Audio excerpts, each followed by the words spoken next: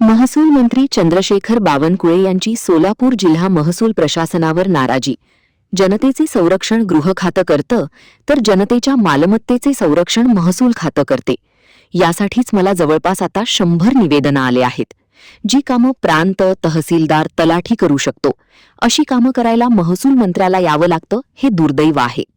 त्यामुळे सोलापूरच्या जिल्हाधिकाऱ्यांनी नाशिक पॅटर्न स्वीकारून प्रत्येक गावात महसुली पथक पाठवून लोकांची कामे करावीत, असा सल्ला राज्याचे महसूल मंत्री चंद्रशेखर बावनकुळे यांनी करमाळ्यात जिल्हाधिकाऱ्यांना देत असताना सोलापूर जिल्हा महसूल प्रशासनावर नाराजी व्यक्त केली। चंद्रशेखर बावनकुळे नुकतेच करमाळा दौऱ्यावर होते। यावेळी लोकांनी त्यांना भेटून निवेदनं दिली। आलेल्या निवेदनांचा तात्काळ निपटारा बावनकुळे यांनी केला। यावेळी अनेक छोट्या छोट्या कामांची निवेदने आपण स्वीकारून कामे केली असल्याने स्थानिक महसूल प्रशासनावर महसूल मंत्री बावनकुळे यांनी नाराजी व्यक्त करत थेट जिल्हाधिकाऱ्यांना गावभेटी करण्याचे निर्देशच यावेळी दिले। त्यामुळे गृह खातं हे जनतेच्या जीवाचं रक्षण करतं आणि महसूल खातं हे जनतेच्या मालमत्तेचं रक्षण करतं। मालमत्ता ही महसूल खात्याची, तुमच्या घराची मालमत्ता, तुमची शेतीची मालमत्ता सर्व महसूल खातं बघतं। आणि म्हणून जिल्हाधिकारी या पदाला अन्य साधारण महत्व आहे। पण इकडच्या काळात काय झालं की जिल्हाधिकारी टीम महसूल खातं विसरून गेली। म्हणजे मी सर्वांनाच म्हणत नाही, सर्व खात्याच्या सर्व अधिकाऱ्यांनी। आता बघा, जर एका तालुक्यात करमाळा चालून छोटस मी ऍडव्हर्टाइजमेंट केली की मी जनतेचे निवेदन घेणार आहे, मला जवळपास मगाशी बाबूताईच्या घरी एक 45 निवेदन आले आणि अत्यंत छोटे छोटे निवेदन।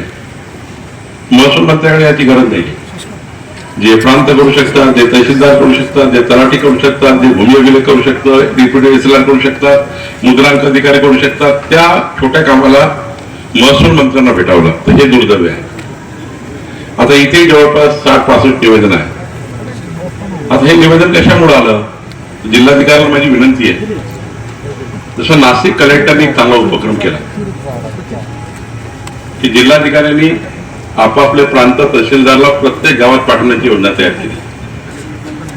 संपूर्ण तहसील प्रशासन आठवड्यातला 1 दिवस एका गावात जाईल आणि त्या गावातल्या जनतेचे प्रश्न त्याच गावात सोडून देईल।